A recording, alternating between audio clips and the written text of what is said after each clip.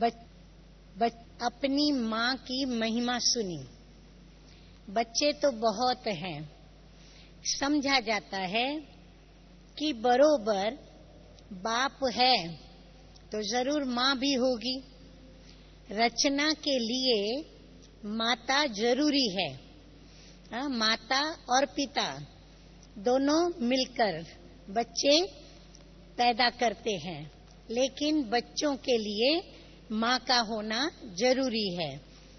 तो रचना के लिए माता जरूर होती है। भारत में माता के लिए बहुत अच्छी महिमा गाई जाती है। भारत को भी कहते हैं भारत माता। बड़ा मेला लगता है जगदम्बा का। कोई न कोई प्रकार से माँ की पूजा होती है। बाप की भी होती होगी। माँ की यदि इतनी महिमा है तो बाप की भी होगी। वो जगत अम्बा है तो वह जगत पिता है। कौन जगत पिता? कौन? ब्रह्मा बाबा। जगत अम्बा साकार में है तो जगत पिता भी साकार में है। इन दोनों को ही रचयिता कहेंगे। ये दोनों ही मिलकर के नई दुनिया की रचना रचते हैं। यहाँ तो साकार में है ना। निराकार को तो कहा ही जाता है गॉड फादर। मदर और फादर का राज तो समझाया गया है। छोटी माँ भी है और बड़ी माँ भी है। तो छोटी माँ कौन है? छोटी माँ कौन? मम्मा। और बड़ी माँ ब्रह्मा बाबा। तो छोटी माँ भी है तो बड़ी माँ भी है, परंतु महिमा छोटी माँ की है। शिव बाबा ने आकर के छोटी माँ की महिमा की है। भले एडॉप्ट करते हैं। कौन एडॉप्ट करता है? ब्रह्मा बाबा के द्वारा एडॉप्ट करते हैं, परंतु माँ को भी एडॉप्ट किया है। तो माँ की महिमा। तो फिर एडॉप्ट करने वाली ये बड़ी माँ हो गई। छोटी माँ को भी किसने एडॉप्ट किया? ब्रह्मा बाबा ने। तो इसीलिए वो बड़ी माँ हो गई, परंतु महिमा सारी छोटी माँ की है। यह भी बच्चे जानते हैं कि हरेक को अपने कर्म भोग का हिसाब किताब चुकतू करना है, क्योंकि जन्म पुनर्जन्म लेते लेते द्वापर युग से जो भी हमने विषय विकारों से ग्रस्त होके कर्म किए, तो उन विकर्मों का कर्म भोग तो हरेक को भोगना ही होता है। हम विकर्मा जीत थे, फिर रावण ने विकर्मी बना दिया है। विक्रम संवत भी है तो विकर्मा जीत संवत भी है। पहले आधा कल्प विकर्मा जीत कहेंगे। सतयुग और त्रेता युग में हम कोई भी पाप कर्म या विकर्म नहीं करते। कर्म अकर्म होते हैं वहाँ, तो वहाँ हम विकर्मा जीत कहलाते हैं। फिर आधा कल्प विक्रम संवत शुरू होता है। अभी तुम बच्चे विकर्मों पर जीत पाकर विकर्मा जीत बनते हो। पाप जो हैं अपने योग बल से उनको मिटाते हो। जो भी पाप कर्म हैं उनको योग बल से मिटाने का प्रयत्न करते हैं। तो योग बल से प्रायश्चित करते हैं। प्रायश्चित होता ही है याद से। याद में बैठकर विकर्मों को विनाश करने की जो चेष्टा है हम बच्चों की, वो क्या है? प्रायश्चित करना है। बाबा की याद में बाबा को हम अपनी भूलें, गुनाह, पाप कर्म वर्णन करके और उसका प्रायश्चित करते हैं। प्रायश्चित होता ही है याद से। जो बाप समझाते हैं कि बच्चे याद करो तो प्रायश्चित हो जाएगा, अर्थात कट उतर जाएगी। अगर प्रायश्चित करना है, कट उतारनी है, विकर्मों का विनाश करना है, तो बाबा को याद करना है। सिर पर पापों का बोझा बहुत है। हाँ, बाबा कहते हैं महसूस करो। हाँ, बाबा महसूस कराते हैं कि हमारे सिर पर पापों का बोझा बहुत है, जन्म जन्मांतर का। एक जन्म का नहीं, लेकिन जन्म जन्मांतर का है। समझाया गया है कि नंबर 1 में पुण्य आत्मा बनती है, वही फिर नंबर 1 पापात्मा भी बनती है। कर्मों का हिसाब समझाते हुए और कर्मों के आधार पर जन्म और जीवन भी बाबा समझा रहे हैं कि जो नंबर 1 पापात्मा बनती है, वही नंबर 1 पुण्यात्मा भी बनती है। वही फिर वापस नंबर 1 पापात्मा भी बनते। उनको फिर बहुत मेहनत भी करनी पड़ेगी, क्योंकि शिक्षक बनते हैं सिखाने के लिए, तो जरूर मेहनत करनी पड़ेगी। अब जो पापात्मा बनती हैं आत्माएं, जो नंबर 1 बनेंगी, तो वो नंबर 1 फिर पुण्यात्मा बनेंगी, परंतु मेहनत उनको करनी पड़ती है। क्यों करनी पड़े? क्योंकि शिक्षक बन करके जो शिक्षाएं बाप दे रहे हैं, तो बाप समान उनको भी शिक्षक बन के शिक्षाएं देनी है। तो पहले स्वयं पर मेहनत करेंगे, पुण्यात्मा बनेंगे, तो औरों को भी बना सकेंगे।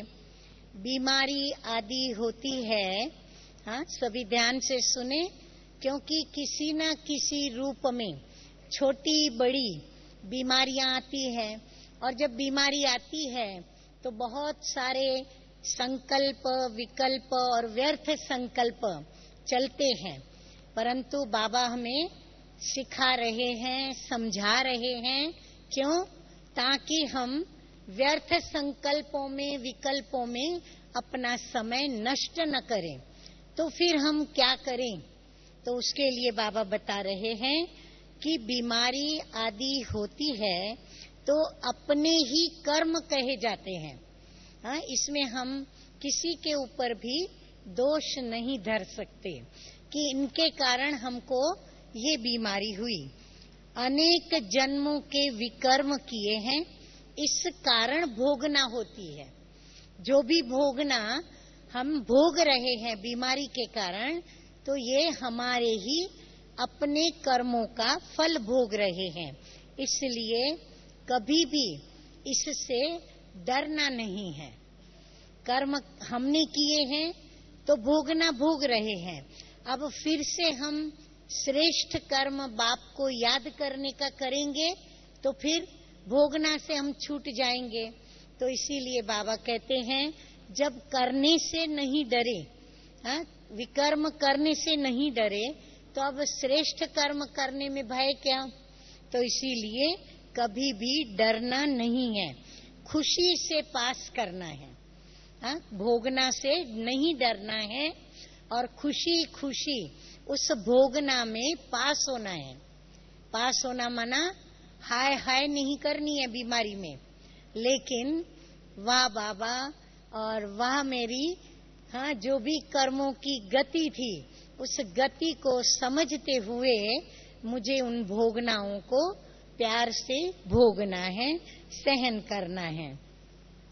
तो खुशी से पास करना है, क्योंकि अपना ही किया हुआ हिसाब किताब है। हाँ, खुद ने ही किया है तो प्यार से भोगना है। फिर प्रायश्चित भी होना ही है। हाँ, भोगना भोग रहे हैं विकर्मों की, तो इसीलिए उनका प्रायश्चित भी होना ही है। पर कैसे होगा प्रायश्चित? तो मीठे मीठे बाबा कहते हैं एक बाप की याद से प्रायश्चित होना है। जब तक जीना है तब तक तुम बच्चों को क्या पीना है? ज्ञानामृत पीना है, योग में रहना है, ज्ञानामृत भी पीते रहना है और बाबा को भी अंतिम श्वास तक याद करते रहना है। विकर्म है तब तो खांसी आती है। हाँ, मीठे मीठे बाप दादा को, ब्रह्मा बाबा को खांसी आती थी, आप सभी जानते हैं। परंतु फिर भी बाबा ने विकर्मा जीत बन करके दिखलाया। हाँ, बाबा खांसी की कभी परवाह नहीं करते थे, मुरली चलाते ही रहते थे। तो बाबा कहते हैं विकर्म है तब तो खांसी आती है, परंतु खुशी होती है कि यहाँ ही सब हिसाब किताब खत्म हो जाए। हाँ, खुशी में रहते। क्यों रहते हैं? क्योंकि हमें ये पता है कि हम यहाँ ही सारे हिसाब किताब खत्म करेंगे, रह जाएंगे तो पास विद ऑनर नहीं होंगे। हाँ, तो इसीलिए खुशी खुशी से भोगते। मोचड़ा खाकर मानी मिले तो ये तो बेइज्जती हुई ना। हाँ, कोई मारता भी जाए और रोटी भी खिलाते जाए तो क्या कहेंगे उसको? बाबा कहते ये तो बेइज्जती है ना। अनेक प्रकार के दुख की भोगना होती है। हाँ, एक बार बाबा ने मुरली में कहा था कि दुखों की भी लिस्ट निकालो, तो कितनी बड़ी लिस्ट है। तो भिन्न भिन्न प्रकार से दुखों की भोगना होती है।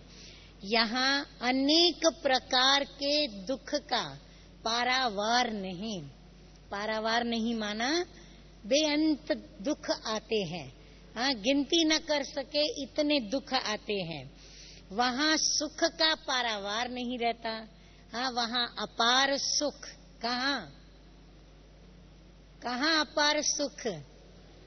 हाँ, सतयुग में अपार सुख और कलयुग में अपार दुख। नाम ही है स्वर्ग। क्रिश्चियन लोग कहते हैं हेवन, हेवनली गॉड फादर। अब इन बातों को तुम जानते हो। निवृत्ति मार्ग वाले सन्यासी तो कह देते हैं कि ये सब, ये जो भी सुख है वो सन्यासी क्या कहते हैं? कांग विष्टा समान सुख है। इस दुनिया में बरोबर ऐसा ही है। हाँ, अल्पकाल का सुख, और वो सुख भी कैसा? दुख से मिश्रित, जिसमें दुख मिला हुआ है, मिलावट वाला दुख, मिलावट वाला सुख। जैसे आजकल मिलावट वाला सब कुछ देते हैं ना, पदार्थ बेचते हैं, तो ये भी मिलावट वाला सुख इस दुनिया में बरोबर ऐसा है। भले कितना भी सुख हो, परंतु वह है अल्पकाल का सुख। स्थायी सुख तो बिल्कुल नहीं है। हाँ, सदा काल का सुख तो कोई के भी पास नहीं। बैठे बैठे आपदाएं आ जाती हैं। हाँ, कई प्रकार की 5 तत्वों के द्वारा आपदाएं आ जाती हैं। कई प्रकार की मनुष्य रचित जो भी साधन हैं उनके द्वारा भी आपदाएं आ जाती हैं। अपने कर्मों के भी हिसाब किताब चुकतू करने अर्थ भी कई परिस्थितियां ऐसी निर्माण हो जाती हैं, तो कई प्रकार की आपदाएं आ जाती हैं। हार्ट फेल हो जाती है, आत्मा एक शरीर छोड़ दूसरे में जाए प्रवेश करती है, तो शरीर आप ही मिट्टी में मिल जाता। जानवरों के शरीर तो फिर भी काम में आते हैं। बाबा कहते जानवरों की जो चमड़ी होती है ना, हाँ, उनकी कई प्रकार की चीजें बना लेते हैं, लेकिन मनुष्य की चमड़ी काम में आती है? हाँ, मनुष्य का तो कुछ भी काम में नहीं आता। जानवरों के शरीर तो फिर भी काम में आते हैं, मनुष्य का काम नहीं आता है। तमो प्रधान पतित शरीर कोई काम का नहीं, कौड़ी मिसल है। देवताओं के शरीर हीरे मिसल है। हाँ, उनका जन्म, जीवन और उनकी देह सब कुछ हीरे मिसल है। तो देखो उन्हों की कितनी पूजा होती है। ये समझ अभी तुम बच्चों को ही मिली है। हाँ, ये समझ हम बच्चों को ही मिली है। तो ये भी हम बच्चों को भिन्न भिन्न नशों के अंदर ये भी एक नशा है। ये है बेहद का बाप, हाँ, जो मोस्ट बिलवेड है, जिसको फिर आधा कल्प हमने याद किया है। जो ब्राह्मण बनते हैं, हाँ, फिर बाबा हमें नशे की बात बताते हैं। जो ब्राह्मण बनते हैं वही बाप से वर्षा लेने के हकदार होते हैं। सच्चे ब्राह्मण, नोट डाउन, सच्चे ब्राह्मण कैसे होने चाहिए? तो मीठे मीठे बाप दादा कहते हैं सच्चे ब्राह्मण बहुत प्योर होने चाहिए, पवित्र होने चाहिए। सच्चे गीता पाठी को पवित्र रहना ही है। सच्ची गीता, हाँ? जो मीठे मीठे शिव भगवानु वाच, तो जो सत्य ज्ञान हम दूसरों को सुनाते हैं तो हम हो गए सच्चे सच्चे गीता पाठी। तो जो भी बाबा का बच्चा, चाहे गर्भगृहस्थ में रहता हो, चाहे समर्पित हो, चाहे सेवा केंद्र, चाहे मधुबन, कहाँ भी रहते हो, लेकिन बाबा कहते हैं हम सच्चे गीता पाठियों को क्या करना होता है? पवित्र तो हर हालत में रहना ही है। वह झूठे गीता पाठी पवित्र नहीं रहते। हाँ, वो ब्राह्मण तो पवित्र नहीं रहते। अब गीता में तो लिखा है कि काम महाशत्रु है, और हम गीता का पाठ सुनाएं और हमारी धारणा न हो तो इसका अर्थ ही नहीं है। फिर खुद गीता सुनाने वाले पवित्र कहाँ रहते हैं? गीता है सर्वशास्त्रमयी शिरोमणि, हाँ, क्योंकि स्वयं शिव भगवानु वाच है, जिससे बाप ने कौड़ी से हीरे तुल्य बनाया है। अब ये भी तुम समझ सकते हो, वो गीता पाठी नहीं समझते। हाँ, ये भी हमें ही पता है। वह तो तोते मुआफिक पढ़ते रहते हैं। महिमा सारी एक की है और किसी भी चीज की महिमा है ही नहीं। ब्रह्मा विष्णु शंकर की भी नहीं। बाबा कहते हैं सच्ची सच्ची यदि महिमा है तो वो एक निराकार पिता परमात्मा शिव बाबा की। भले ब्रह्मा विष्णु शंकर देवता गाए गए हैं, लेकिन उनकी भी वो महिमा नहीं। तुम उनके आगे कितना भी माथा टेको, किसके आगे? ब्रह्मा विष्णु शंकर, कितना भी उनके आगे माथा टेको, उनके आगे बलि चढ़ जाओ, हाँ, भले बलि चढ़ो, तो भी क्या होगा? क्या नहीं मिलेगा? बाबा कहते हैं वर्षा नहीं मिलेगा, क्योंकि वर्षा तो किससे मिलता है? या बाप से या फिर ग्रैंडफादर दादा से, तो बाप दादा से ही मिलेगा। काशी में कलवट खाते हैं ना, अभी गवर्नमेंट ने वो बंद करा दिया है, नहीं तो बहुत काशी कलवट खाते थे, कुएं में जाकर के कूदते थे, कोई देवी पर भी बलि चढ़ते थे, कोई शिव पर, देवताओं पर बलि चढ़ने का कोई फायदा नहीं। मनुष्य आत्मा जो देवता बनती है और फिर पूजी जाती है, तो बाबा कहते हैं उन पर बलि चढ़ने का कोई फायदा नहीं। यदि बलि चढ़ना है तो किसके ऊपर? निराकार पिता शिव के ऊपर। माना गला काट के नहीं रखना है, लेकिन हमें स्वयं को संपूर्ण रूप से समर्पित कर देना, माना बलि चढ़ना। तो देवताओं पर बलि चढ़ने का कोई फायदा नहीं। काली पर बलि चढ़ते, पर काली को कितना काला काला बना दिया है। हाँ, काली तो देवी है और देवियां तो सब गोरी हैं, हाँ, पवित्र हैं, शक्तियां हैं, तो कितना काला काला बना दिया है। अभी तो है सभी आयरन एजेड, जो पहले गोल्डन एजेड थे। अम्बा भी एक को ही कहा जाता है।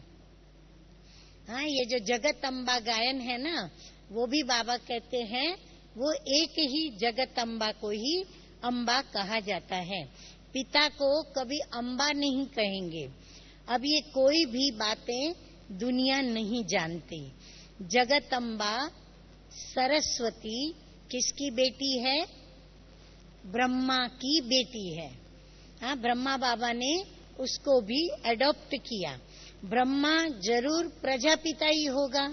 हाँ, सूक्ष्म वतन में तो प्रजा नहीं होती, प्रजा होती है साकारी दुनिया के अंदर। सूक्ष्म वतन में तो नहीं होगा। समझते भी हैं कि सरस्वती ब्रह्मा की बेटी है। ब्रह्मा की स्त्री तो बताते भी नहीं है। हाँ, विष्णु की लक्ष्मी दिखाते हैं, शंकर की पार्वती दिखाते हैं, लेकिन ब्रह्मा की कोई भी स्त्री या पत्नी नहीं दिखाते। सरस्वती जोड़ी में बोलते हैं कि ब्रह्मा सरस्वती, परंतु सरस्वती क्या है? उनकी बेटी है। तो बाप समझाते हैं कि मैंने इस ब्रह्मा के द्वारा बेटी सरस्वती को एडॉप्ट किया है। बेटी भी समझती है कि बाप मुझे एडॉप्ट किया है। ब्रह्मा को भी एडॉप्ट किया है। शिव बाबा ने प्रवेश करके ब्रह्मा को एडॉप्ट किया और फिर ब्रह्मा के द्वारा सरस्वती को एडॉप्ट किया और फिर माता पिता ने मिलकर के हम सभी बच्चों को, हाँ, संगम युगी हम सभी ब्राह्मणों को एडॉप्ट किया। तो ये बहुत गुह्य बात है जो कोई की भी बुद्धि में नहीं है। बाप तुमको अपना भी अंत बैठ कर देते हैं। शिव बाबा का अंत क्या है? ऋषि मुनियों ने, शास्त्रों ने क्या कह दिया? बेअंत बेअंत। लेकिन बाप बैठकर हम बच्चों को अंत देते हैं। तो ये कितनी ऊंची बात है हमारे लिए, कितना ऊंचा नशा होना चाहिए। तो जरूर सन्मुख ही देंगे ना, अंत देंगे अगर अपना, तो जरूर सामने ही बताना पड़े। प्रेरणा से थोड़े ही देंगे। भगवान वाच, हे बच्चे, सो जरूर साकार में आवे तब तो कहेंगे ना। हाँ, निराकार बिंदी रूप में तो न प्रेरणा दे सकते और ना ही आकर के बोल सकते। शिव भगवान कहते हैं हे बच्चे, तो बच्चे कैसे बोलेंगे? जरूर ब्रह्मा तन में आएंगे तब तो बोलेंगे। तो ये हमें अंत की सारा अपना भेद देते हैं। अंत देते हैं माना अपना भेद बताते हैं। सो जरूर साकार में आवे तब तो कहेंगे ना। निराकार बाप इन द्वारा बैठ तुम बच्चों को पढ़ाते हैं। ब्रह्मा नहीं पढ़ाते, बाबा पक्का कराते हैं कि हम जो मुरली सुन रहे हैं, किसकी सुन रहे हैं? मुरलीधर शिव बाबा की।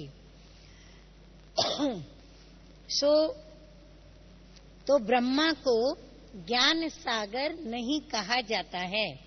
एक ही बाप को ही ज्ञान का सागर कहा जाता है।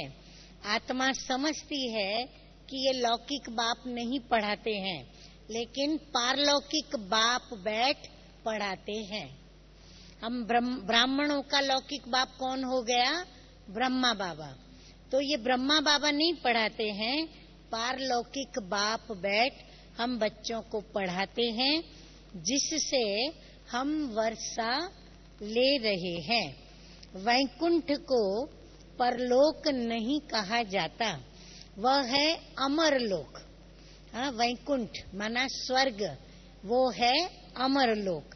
और ये क्या है? ये है मृत्यु लोक, माना कलह युग जो है वो है मृत्यु लोक। परलोक अर्थात जहाँ हम आत्माएं रहती हैं। हाँ, हम आत्माएं परलोक में रहती हैं। ये परलोक नहीं है, हम आत्माएं आती हैं परलोक से इस लोक में। परलोक है हम आत्माओं का लोक, हम आत्माओं का लोक है परलोक। तुमने राज्य कहाँ किया है? हमने राज्य कहाँ किया है? सतयुगी सृष्टि में, स्वर्ग में। तो हमने राज्य सतयुग में भारत में किया है, परलोक पर नहीं। परलोक पर राज्य नहीं किया है, लेकिन इस लोक में, भारत में जब सतयुग था तो राज्य किया है। परलोक का राजा नहीं कहेंगे। हाँ, परलोक का कोई राजा नहीं होता, ना वहाँ कोई प्रजा होती। परलोक में तो रहते हैं पिता परमात्मा और हम बच्चे, उनकी संतान आत्माएं। तो परलोक में कोई राजा नहीं कहेंगे। कहते हैं लोक परलोक सुहाले हो। हाँ, कई कहते हैं ना, दोनों लोक आपके सुहाले हो। तो ये है स्थूल लोक, ये जो सृष्टि है वो है स्थूल लोक। और फिर परलोक सुहाले बन जाते हैं, अर्थात वही भारत वैकुंठ था फिर बनेगा। हाँ, माना दूसरा लोक जो हमारा है वो है भारत, जहाँ सतयुग था वैकुंठ कहलाता था। तो ये दोनों ही सुहाले, माना सुखदायी बन जाते हैं, हम धन्य होते हैं। तो ये है मृत्यु लोक। तो लोक में मनुष्य रहते हैं। देखो कितना बाबा हम बच्चों को लोक और परलोक के विषय में इतना सहज सरल करके समझाते हैं। क्यों? ताकि हमें बुद्धि में बैठे कि ये दुनिया हमारी नहीं है, मुझ आत्मा का ये लोक नहीं है, मुझ आत्मा का ये घर नहीं है, लेकिन मेरा घर परलोक है, परम धाम है। अतः मुझे याद भी परलोक को करना है। कहते हैं वैकुंठ लोक में जावे। हाँ, शरीर छोड़ेंगे तो कहेंगे वैकुंठ में जावे, स्वर्ग में जावे। दिलवाला मंदिर में भी नीचे तपस्या में बैठे हैं, ऊपर में, हाँ अंदर में देखेंगे आप, ऊपर में सब वैकुंठ के चित्र बनाए हैं। समझते हैं फलाना वैकुंठ पधारा। हाँ, कोई देह छोड़ता है तो क्या कहेंगे? स्वर्ग सिधारा, स्वर्ग पधारा। परंतु वैकुंठ तो यहाँ ही होता है, ऊपर में तो है नहीं। हाँ, उन्होंने तो स्वर्ग की कल्पना ऊपर की है, परंतु प्रैक्टिकल में स्वयं भगवान ने हम बच्चों को बताया है कि स्वर्ग कहाँ है, इस सृष्टि के ऊपर है। आज तो ये पतित लोक है, वह फिर पावन लोक हो जाएगा। पावन लोक था, अभी ये पावन लोक क्या हो गया? पास्ट टेंस हो गया। हाँ, भूतकाल हो गया। इसलिए कहा जाता है परलोक, माना उसको भुला दिया। जैसे वो पास्ट टेंस हो गया तो फिर उसको भी परलोक कह देते हैं, क्योंकि परे हो गया ना, दूर हो गया, दूर की बात हो गई। भारत स्वर्ग था, अभी नरक है, तो स्वर्ग अभी परे हो गया ना। फिर ड्रामा अनुसार वाम मार्ग में जाते हैं तो स्वर्ग परे हो जाता है, इसलिए फिर उसे भी परलोक कह देते हैं। वास्तव में स्वर्ग है नहीं परलोक, परंतु क्यों कह देते हैं? तो बाबा ने बड़ी गहरी बात समझाई कि कैसे वो दूर हो जाता है। जब स्वर्ग पास्ट टेंस हो जाता है तो दूर हो जाता है। फिर अभी जब हम कलह युग में हैं, पतित दुनिया में, तो पावन दुनिया वैकुंठ परे हो जाता है। तो जो परे का धाम है उसको कहते हैं परलोक। तो इसीलिए उन्होंने ये भी मिक्स कर दिया है कि वैकुंठ को ऊपर समझ के और वैकुंठ को भी कह दिया परलोक। हाँ, तो इस हिसाब से वो परलोक। अभी तुम कहते हो हम यहाँ आकर नई दुनिया में फिर से राज्य करेंगे, फिर से ये चक्र घूमेगा और हम फिर से क्या करेंगे? नई दुनिया में राज्य करेंगे, अपना राज्य भाग्य करेंगे। हर एक अपने लिए पुरुषार्थ करते हैं। अब जो करेगा सो पाएगा। हाँ, कहावत है ना कर्म की, जो कर्म ऐसा करेगा श्रेष्ठ, वो वैसा पाएगा। सब तो नहीं करेंगे। हाँ, बाबा भी कहते हैं कोटों में कोई, कोई में भी कोई, उसमें भी कोई विरला। तो वो विरले कौन है? वो हम बच्चे हैं। हाँ, तो सब तो नहीं करेंगे। जो पढ़ेगा लिखेगा वो होगा वैकुंठ का नवाब, माना राजा महाराज, अर्थात मालिक बनेंगे। तुम इस सृष्टि को सोने का बनाते हो। अभी आयरन एजेड है, फिर गोल्डन एजेड बनेगा। तो कौन बनाता है? तो फिर नशे की बात बाबा बताते हैं कि तुम बच्चे इस सृष्टि को सोने का बनाते हो। कहते हैं ना कि द्वारिका सोने की थी, फिर समुद्र के नीचे चली गई। अब कोई बैठी तो नहीं है जो निकालेंगे।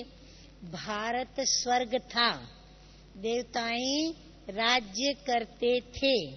अभी तो कुछ भी नहीं है। थे हो गई ना बात। थे माना पहले, अभी तो नहीं है। फिर सब कुछ सोने का बनाना पड़ेगा। फिर से बाबा कहते हैं वही गोल्डन एज दुनिया आ रही है, सब कुछ सोने का बनाना पड़ेगा। ऐसे नहीं कि वहां सोने के महल निकालने से निकल आएंगे, नहीं, सब कुछ वापस बनाने पड़ेंगे। नशा होना चाहिए। क्या नशा होना चाहिए? स्वर्ग की बात हो रही है, स्वर्ग को बनाने की बात हो रही है, सोने के सारे महल आदि बनाने की बात हो रही है। तो हमें नशा क्या होना चाहिए? तो बाबा कहते हैं कि हम प्रिंस प्रिंसेस बन रहे हैं। हाँ, राजकुमार राजकुमारियां बन रहे हैं। ये प्रिंस प्रिंसेस बनने की कॉलेज है। हाँ, हम कहाँ पढ़ रहे हैं? जहाँ प्रिंस प्रिंसेस पढ़ते हैं। हाँ, तो बनने की, प्रिंस प्रिंसेस बनने की ये कॉलेज है और हम उसमें पढ़ रहे हैं। और फिर ये कॉलेज किसने खोली? किसकी कॉलेज है ये? स्वयं परमपिता परमात्मा की।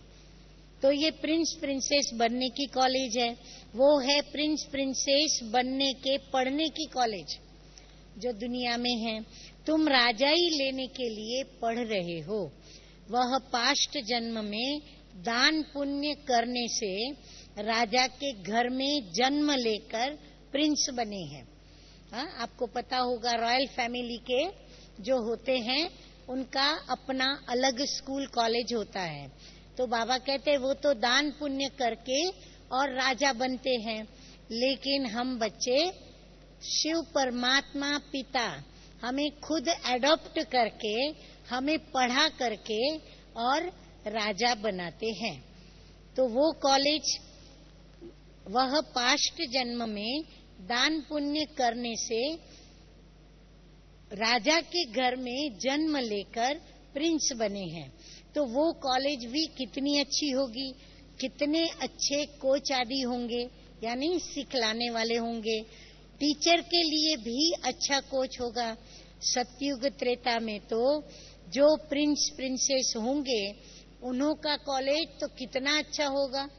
जब यहाँ के प्रिंस प्रिंसेस के कॉलेज इतने अच्छे हैं तो बाबा कहते हैं सतयुग के जो प्रिंस प्रिंसेस होंगे उनका कॉलेज कितना अच्छा होगा। हाँ, अभी अपनी नजरों के आगे अपनी वह पुरानी स्मृतियों को सामने लाएं। जो मर्ज हैं उनको इमर्ज करेंगे। कॉलेज में तो जाते होंगे ना वो सतयुगी प्रिंस प्रिंसेस भी। बाबा कहते कहाँ तो सीखने जाते होंगे। हाँ, कॉलेज में तो जाते होंगे, भाषा तो सीखेंगे ना। उन सतयुगी प्रिंस प्रिंसेस का कॉलेज और द्वापर के विकारी प्रिंस प्रिंसेस का कॉलेज देखो, और तुम प्रिंस प्रिंसेस बनने वालों का कॉलेज देखो, कितना फर्क है। उनका तो बड़ा एकदम रॉयल, हाँ, स्टैंडर्ड का बना हुआ। और बाबा कहते तुम प्रिंस प्रिंसेस बनने वालों का कॉलेज देखो कितना साधारण है। हाँ, बाबा कहते हैं कितना साधारण बैठ के पढ़ते हैं, और निराकार बाप भी कितने साधारण तन में बैठ हम बच्चों को पढ़ाते हैं। 3 पैर पृथ्वी भी नहीं मिलती है। हाँ, तभी तो बाबा कहते हैं 3 पैर पृथ्वी भी नहीं मिलती। तुम जानते हो कि वहाँ कैसे आते हैं कॉलेजिस में। ये सतयुग की बात बाबा कह रहे हैं। सतयुग में प्रिंस प्रिंसेस कॉलेज में कैसे आते होंगे? क्या पैदल चल के आएंगे? कैसे आएंगे? कारें तो होंगी नहीं वहां पर, पुष्पक विमान में। वहां पैदल भी नहीं करना पड़ता, सुना? वहां पैदल भी नहीं करना पड़ता। महल से निकले और ये एरोप्लेन उड़ा और पहुंचा कॉलेज में। हाँ, कितनी सहज, हाँ, सुखदाई जीवन। तो महल से निकले, हाँ, देखा, दृश्य देखा सभी ने, बैठे सभी पुष्पक विमान में। हाँ, स्मृति में लाके पुष्पक विमान में बैठे, निकले अपने महल से, बैठे और कहाँ पहुंचे? कहाँ पहुंचे? कॉलेज में प्रिंस प्रिंसेस के। तो वहाँ पैदल भी नहीं करना पड़ता, महल से निकले और ये एरोप्लेन उड़ा। वहाँ की कैसी अच्छी कॉलेजेस होंगी। अभी कॉलेज का वर्णन सुनो, वहाँ की कॉलेज का। अभी वो भी आप दृश्य इमर्ज करो कि कितनी सुंदर ऊंचे ते ऊंची कॉलेज में बैठ करके पढ़ाई करेंगे। कैसे सुंदर बगीचे, महल आदि होंगे। हाँ, देखो यहाँ भी कितना सुंदर बाबा ने हम बच्चों के लिए कॉलेज का प्रबंध किया है। मधुबन, हाँ, कितना सुंदर। यहाँ भी चारों ओर हरियाली, सुंदर सुंदर सुगंधी पुष्प, हाँ, और कलरफुल, हाँ, अलग अलग कलर के, अलग अलग रूप के, रंग के, सुगंध के। तो यहाँ इतना अच्छा प्रबंध, तो सतयुग में तो क्या होगा। तो कैसे सुंदर बगीचे, महल आदि होंगे। वहाँ की हर चीज नई, सबसे ऊंची और नंबर 1 होती है। सारे कल्प में नंबर 1 ऊंचे पे ऊंची जो चीज होती है, वो बाबा कहते कहाँ होती है? सतयुग में होती है। 5 तत्व ही सतो प्रधान हो जाते हैं। हाँ, जब तत्व ही वहाँ सतो प्रधान है तो नेचुरली हर चीज वहाँ कैसी होगी? ऊंचे ते ऊंची होगी। तुम्हारी सेवा वहाँ कौन करेंगे?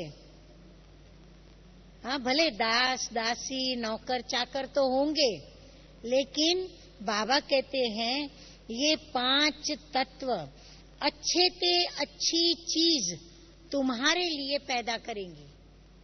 ये प्रकृति जो है ना, अच्छे ते अच्छे फूल, ऐसे सुगंध वाले पुष्प जो सुगंध कभी यहाँ ली भी नहीं होगी, और कभी इतने सुंदर पुष्पों के रंग रूप देखे भी नहीं होंगे। हाँ, ऐसे सुंदर वहाँ पर होंगे। हर चीज वहाँ पर प्रकृति हमारे लिए तैयार करेगी। जो भी फल होंगे वो भी बड़े रसदार होंगे, बड़े अच्छे होंगे। हाँ, उनकी भी अपनी एक सुगंध होगी। तो जब कोई फल बहुत अच्छा कहाँ से निकलता है तो वह पहले राजा रानी को सौगात भेजते हैं। हाँ, बाबा रस्म भी सुनाते हैं कि असल में क्या होता है। जब भी कोई फल पहले निकला, अच्छा निकला, सुंदर निकला, हाँ, रसदार निकला, तो उनके मन में भी पहले क्या आता है?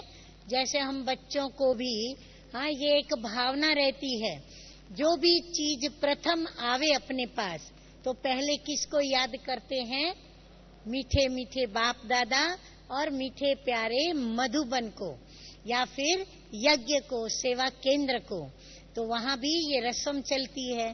तो पहले क्या करते हैं? सिर्फ याद नहीं करते, सौगात के रूप में लेके जाते और राजा को अर्पण करते, राजा को देते हैं। तो हम भी याद करते, माना बाप दादा को याद करते, महायज्ञ को याद करते, यज्ञ को याद करते, माना हम ले आते हैं सौगात के रूप में। तो वहां राजा रानी को सौगात भेजते हैं। यहाँ तो तुम्हारा बाप शिव बाबा है, सबसे ऊंच। अब उनको तुम क्या खिलाएंगे? क्या हम उनको खिला सकते हैं? हाँ, जो खिलाने वाला है उनको क्या हम खिला सकते हैं? संगम पर हम बच्चे उनको खिलाते हैं, तो वो प्रैक्टिकल में भाषण लेते हैं। कैसे? ब्रह्मा बाप के द्वारा, अव्यक्त बाप दादा के द्वारा। परंतु वो निराकार स्थिति वाला, निराकार स्वरूप में है, तो क्या हम उनको खिला सकते हैं? हम नहीं खिला सकते। तो जो सबसे ऊंच है उनको तुम क्या खिलाएंगे? ये कोई भी चीज की इच्छा नहीं रखते। बाबा कहते हैं वो कोई भी चीज की इच्छा नहीं रखते कि ये पहनूं, ये खाऊं, ये करूं। तुम बच्चों को भी ऐसी इच्छाएं नहीं होनी चाहिए। हाँ, बाप समान बनना है तो बाबा ने कहा जैसे बाप इच्छा नहीं रखते कि मैं ये खाऊं, ये पहनूं, ये करूं, तो तुम बच्चों को भी कोई भी ऐसी इच्छाएं नहीं होनी चाहिए। यहाँ सब किया तो वहाँ सब कम हो जाएगा। हाँ, कल भी बताया था ना हमने कि जो हम यहाँ करेंगे उतना वहाँ कम हो जाएगा। तो इसीलिए अभी तो सारी दुनिया का त्याग करना है। तो सारी दुनिया में सब बातें आ गई, व्यक्तियां आ गई, व्यक्तियों के संबंध, स्नेह, संपर्क वाले जो भी हैं, सारी मनुष्य आत्माएं आ गई। फिर पुरानी दुनिया की हर वस्तु आ गई, हर भोज्य पदार्थ आ गए, पेय पदार्थ आ गए, और ये देह भी आ गई। तो इस देह से संबंधित जो भी आवश्यकताएं हैं, पहनना, खाना, पीना, ओढ़ना, घूमना, फिरना, ये सब बातें उसमें आ जाती है। तो बाबा कहते हैं अभी तो सारी दुनिया का त्याग करना है, देह सहित सब कुछ त्याग, अर्थात मर जाना है। हाँ, माना प्रैक्टिकल नहीं मरना है कि आत्मा देह से नहीं भी निकले तो हम जबरदस्ती उसको निकाले कोई युक्ति रच के, नहीं। मर जाना है माना जीते जी। हाँ, हम जैसे मर गए, माना कोई भी इच्छाएं न रखें। वैराग्य आता है तो त्याग हो जाता है। जैसे कहते हैं ना, प्यार किया नहीं जाता, प्यार हो जाता है। ऐसे त्याग के लिए यदि मेहनत नहीं है तो कब नहीं है? जब दिल से स्वतः ही पुरानी दुनिया से वैराग्य होता है तो त्याग भी अपने आप स्वतः ही होता है। बाबा कहते हैं मैं तुम बच्चों को हथेली पर बिस्त देने आया हूँ। हाँ, हथेली पर बिस्त देने माना हथेली में रेखाएं होती है। हाँ, भाग्य की रेखाएं हथेली में। तो बाबा हमको, हम भाग्य विधाता बाप हमारी वो रेखाएं खींच रहे हैं, तो हथेली पर बिस्त देने आया हूँ। तुम जानते हो बाबा हमारा है। हाँ, भले दुनिया उसको भगवान कह के याद करती है, पर बाबा नहीं कहती। बाबा का संबंध नहीं, संबंध हमारा है, हक हमारा है, अधिकार हम लगाते हैं। तो जरूर उनको याद करना पड़े। जैसे कन्या की सगाई होती है तो लगन जुटती है, तो वो कभी नहीं कहेगी कि हम पति को याद नहीं करती, क्योंकि वह लाइफ का मेल हो जाता है। वैसे ही बाप और बच्चों का मेल होता है, परंतु माया भुला देती है। हाँ, पत्नी कभी पति को नहीं भूलती। तो बाबा कहते हैं ऐसे ही बाप और बच्चों का मेल है, परंतु बच्चे हम भूल जाते हैं। बाबा कहते हैं माया भुला देती है। बाप कहते हैं मुझे याद करो और वर्षे को याद करो। इसमें मुक्ति और जीवन मुक्ति दोनों आ जाती है। बाबा को याद करेंगे तो कमाई भी होती है, पाप कर्म नाश भी होते हैं। पाप कर्म नाश हुए माना मुक्त हुए, और कमाई होती है माना जीवन मुक्ति को प्राप्त हुए। फिर तुमसे ये भूल क्यों जाता है?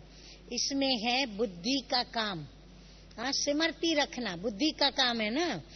जबान से भी कुछ बोलना नहीं होता है, निश्चय करना होता है। बुद्धि से निश्चय करना होता है।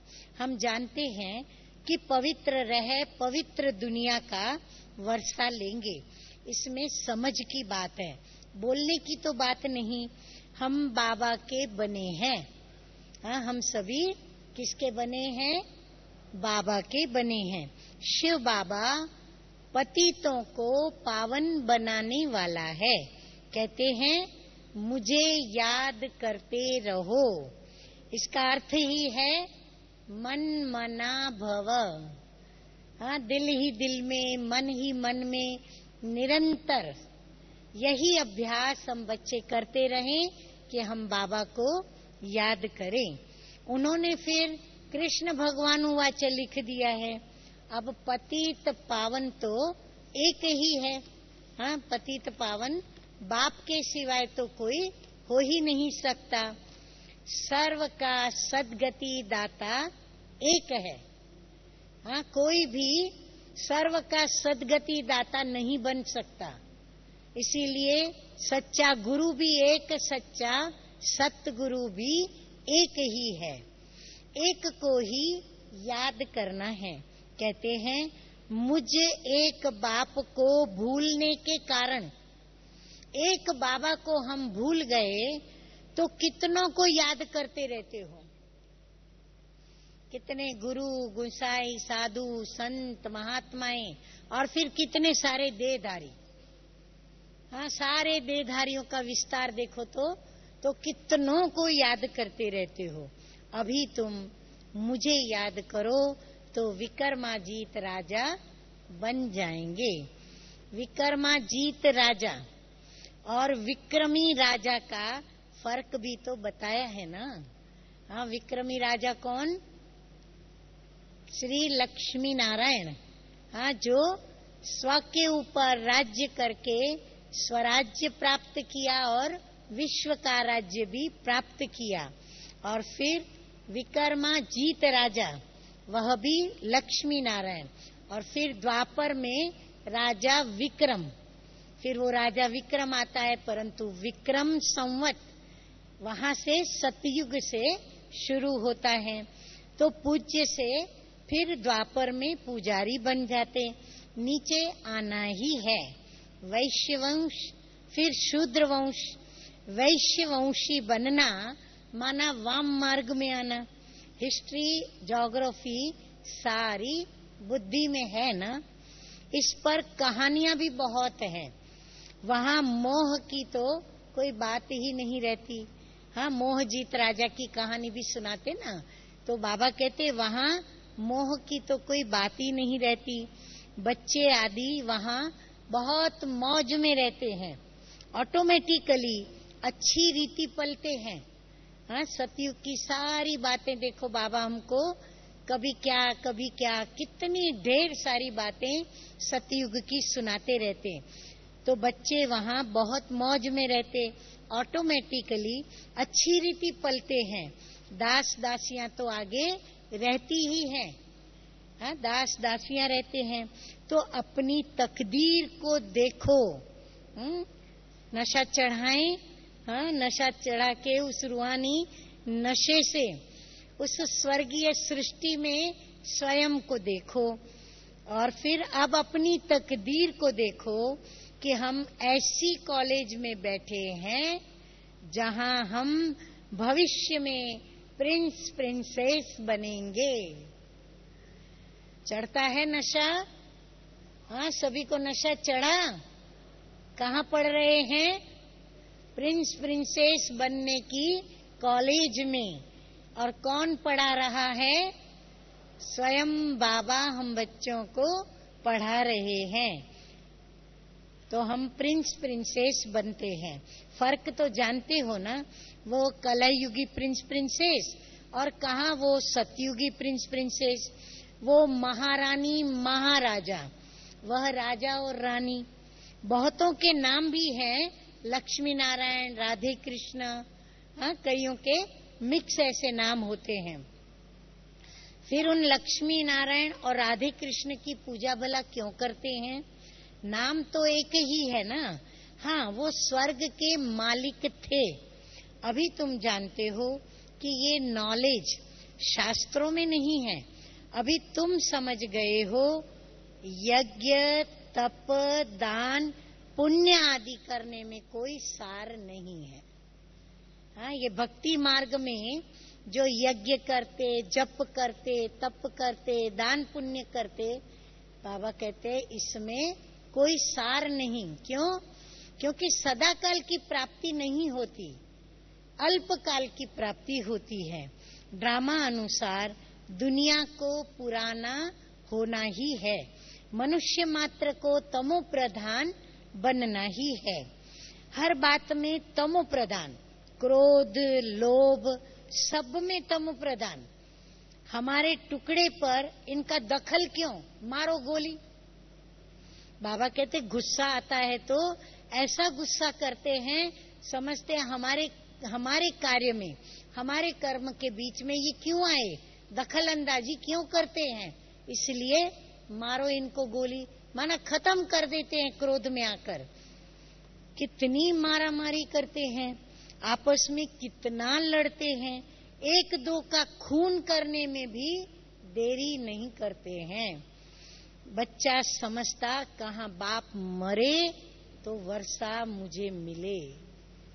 देखो कितनी भावनाएं, माया एकदम मति उनकी भ्रष्ट कर देती है कि बाप को मारने में भी देरी नहीं करते और बाप के मरने का भी इंतजार करते कि कहाँ ये बाप मरे तो बाप की पूरी प्रॉपर्टी का मैं हकदार बनूं, ये वर्षा मेरा हो जाए। ऐसी तमो प्रधान दुनिया का अब विनाश होना ही है। हाँ, इसीलिए निश्चय बुद्धि रहना है कि ये पुरानी दुनिया तो अब गई की गई और हमारी नई दुनिया आई की आई, फिर सतो प्रधान दुनिया आएगी। हाँ, तो सारा देखो बाबा ने आज नशा चढ़ा चढ़ा कर हमें सतयुगी दुनिया के प्रिंस प्रिंसेस का अनुभव कराया, सतयुगी सृष्टि का अनुभव कराया।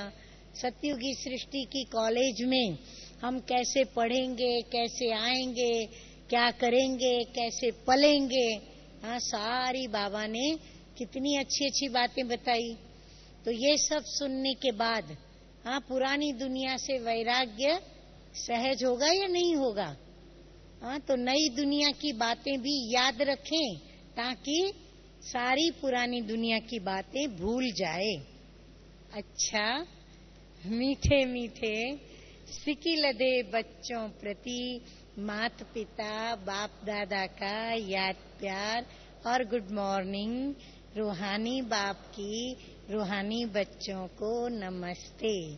हम रूहानी बच्चों का रूहानी बाप दादा को याद प्यार, गुड मॉर्निंग और नमस्ते नमस्ते।